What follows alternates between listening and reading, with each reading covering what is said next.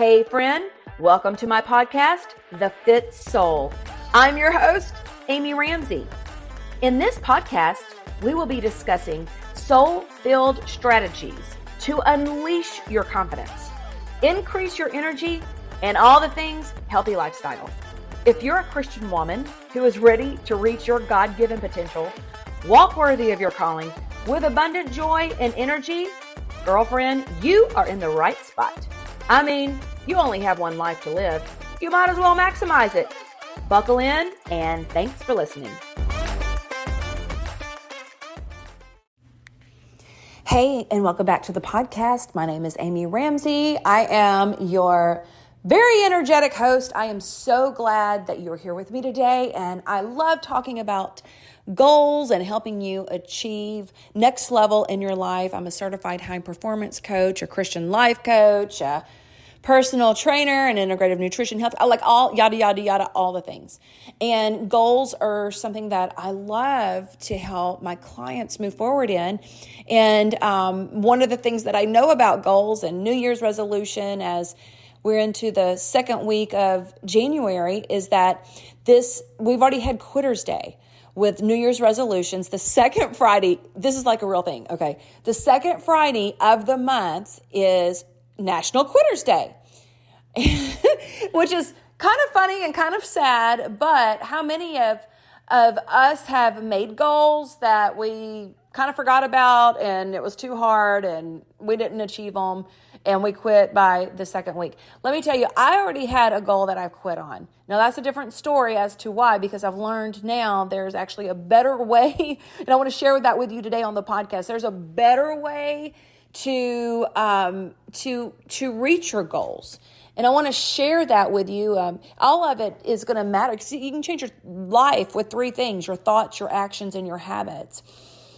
And so much of reaching a goal is our mindset around the goal, but also how practical is it? Setting realistic goals. One of the things that I think is so important, and it's really helped me the last few years, is get really clear about what does God have for me in my life in this season? What does He want? Like literally surrendering things, my life to Him. Where does He want me to up level? What is He calling me to do right now in this next season? I do love to do 90-day goals. I think that is it's such a good way, a good measure to move forward and to see the progression in our lives. It feels really good. So I want to encourage you over the next 90 days to have one goal. I want to talk a little bit about some of the things that you're going to need for that one goal. And back to that goal I told you that I achieved. One of my big goals that I have in my life is to write a book. And I want to write that book. If you'd have asked me last year, I'd have told you end of last year. And last year, as I got started on it, I was like, oh, this is going to take me a lot longer. It's going to take me a lot longer than what I was thinking. It's going to be a lot harder than what I thought, basically, okay? So I started to realize, okay, and I got overwhelmed, and I just put the project on the back burner because, all or nothing mindset there.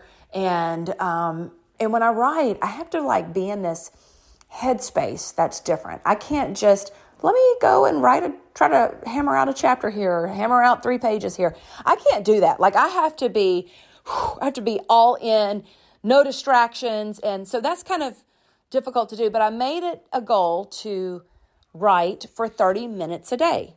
I thought, okay, Amy, just try that. 30 minutes a day, you'll start making some progress on this book. Well, guess how much I wrote the first week? In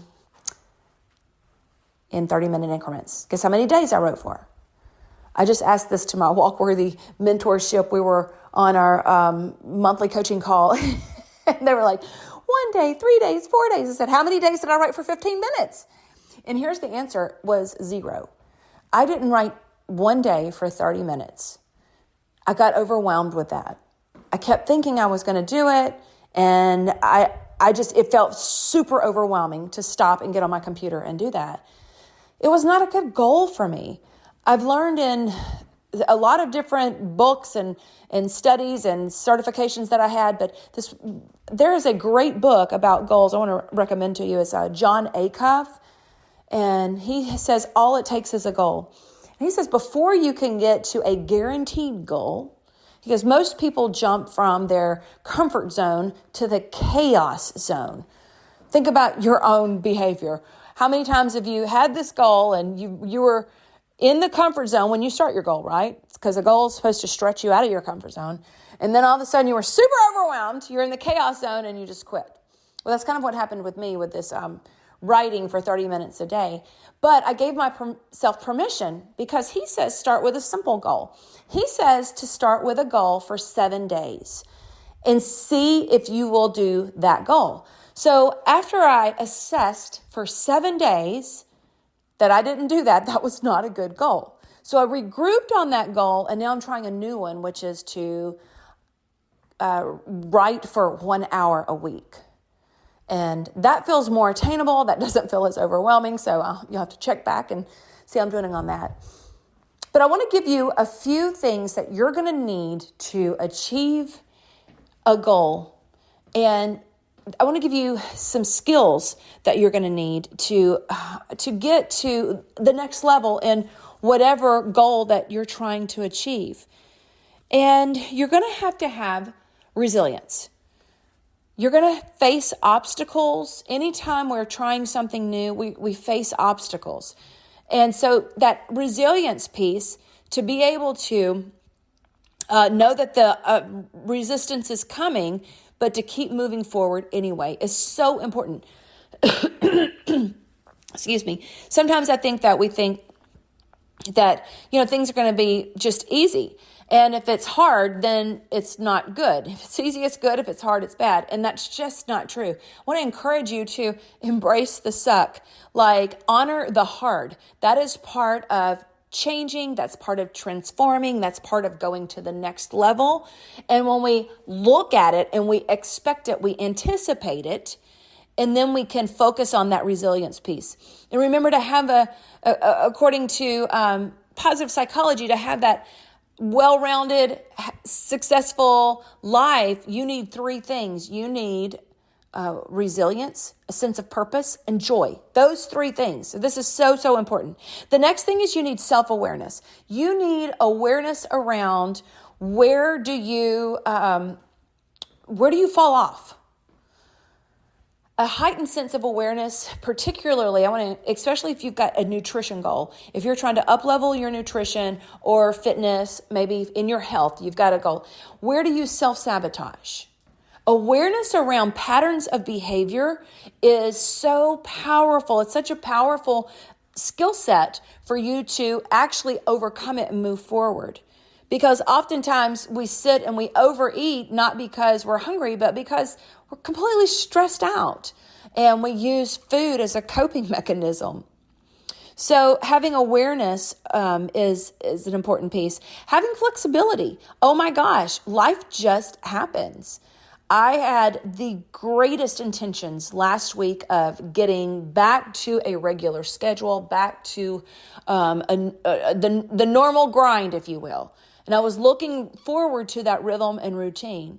And then I got a call on Wednesday morning that changed everything.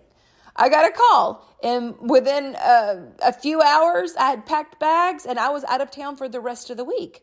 It was a good call and it was an exciting call. This one was, but that's just life.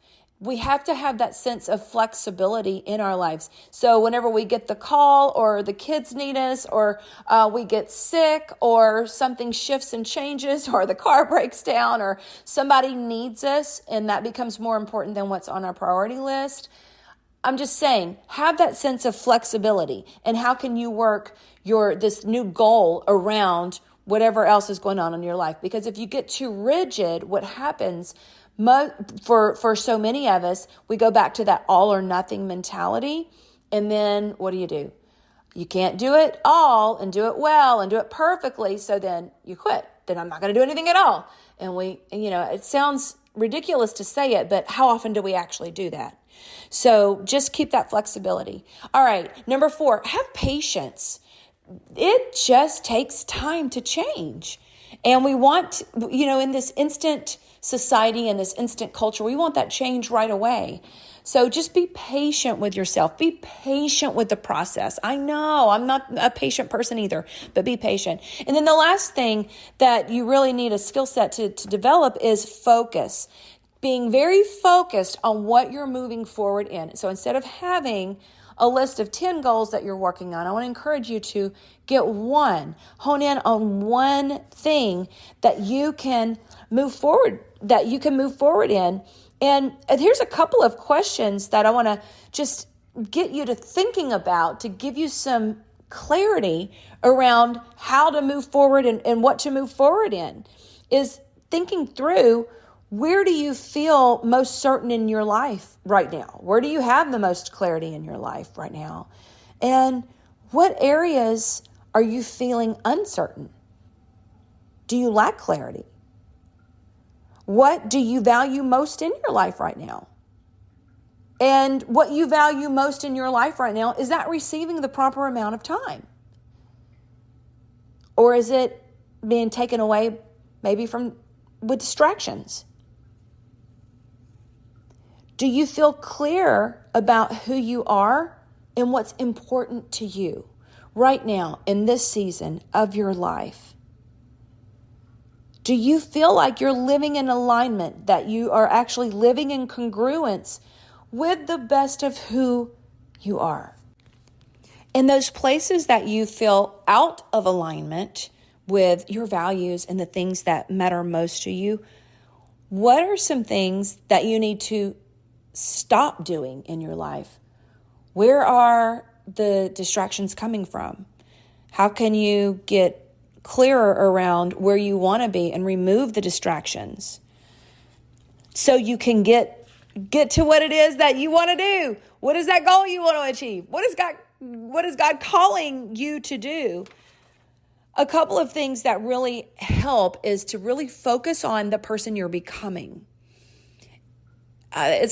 James Clear calls it transformational identity. I think it's very much a biblical concept of focusing on the best of how God has created you and who you are becoming. And when we focus on who He says we are in the scripture, but like who we are in His wonderful creation, like, Lord, you made me magnificently and wonderfully, and you have a plan for my life. For every season of my life, you've got a plan for this wonderful life that you've given me, and every single day is a gift.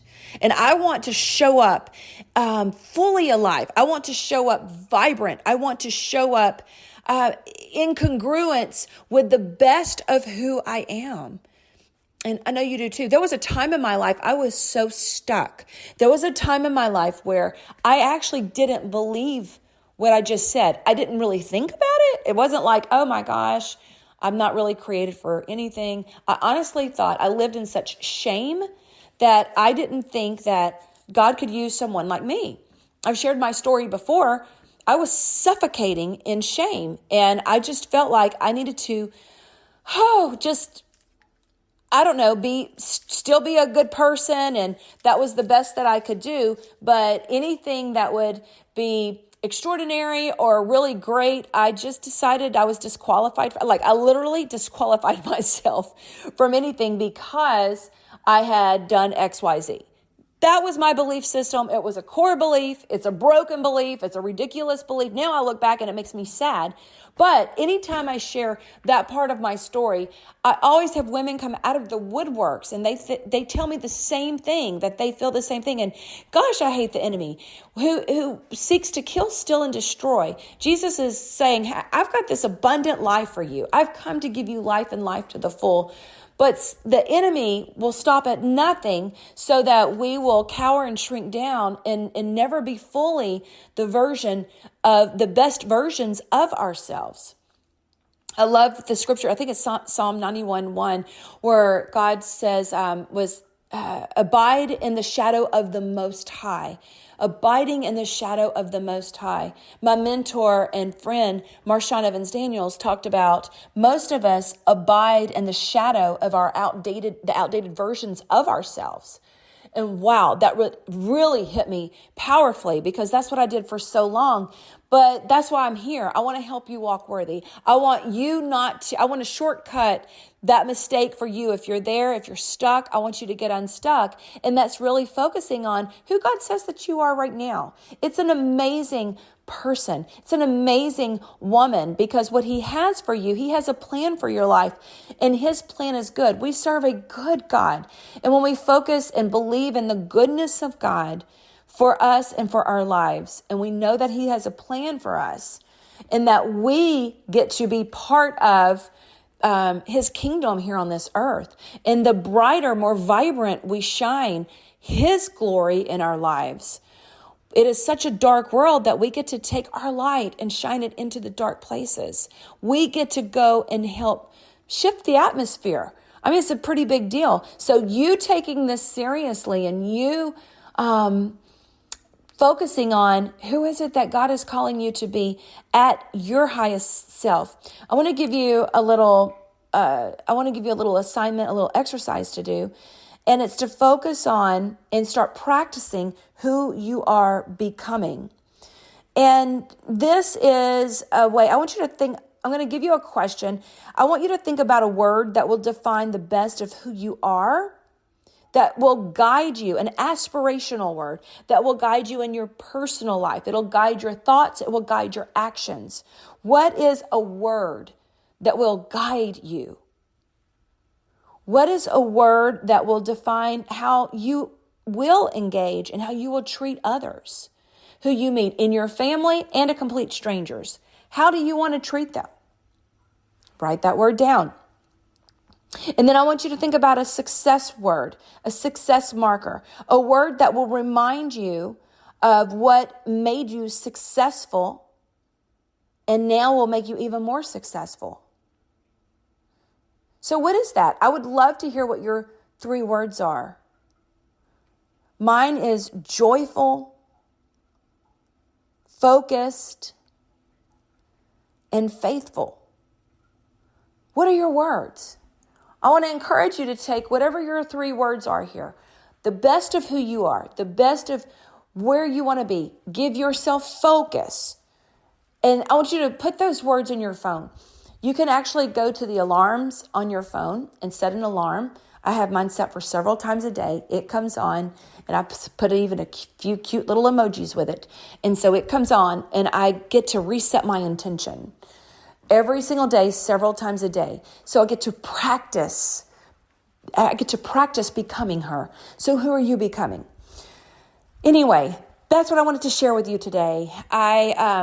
You moving forward, moving that needle forward in your life is so important. And so much of this is based in your identity. And I just want to encourage you to walk worthy of the calling for which you are called. I talk to so many women, and they get stuck in the fear cycle. They get stuck in the shame cycle. They get stuck in the inadequate cycle, and they don't know how to get out of it.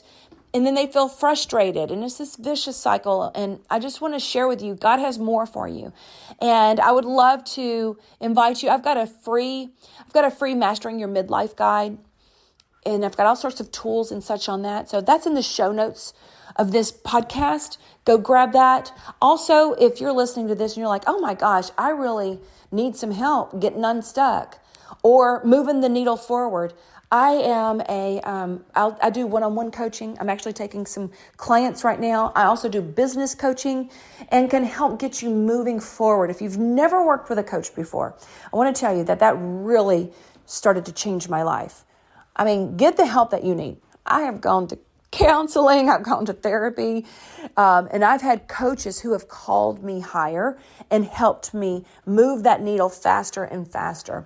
So that is one of my greatest joys, is to help my clients walk worthy in their goals and help them move forward and accomplish and become all the things that God wants them to do and to be, whether it's in their business or their personal lives or their health. So any of those ways I can help you.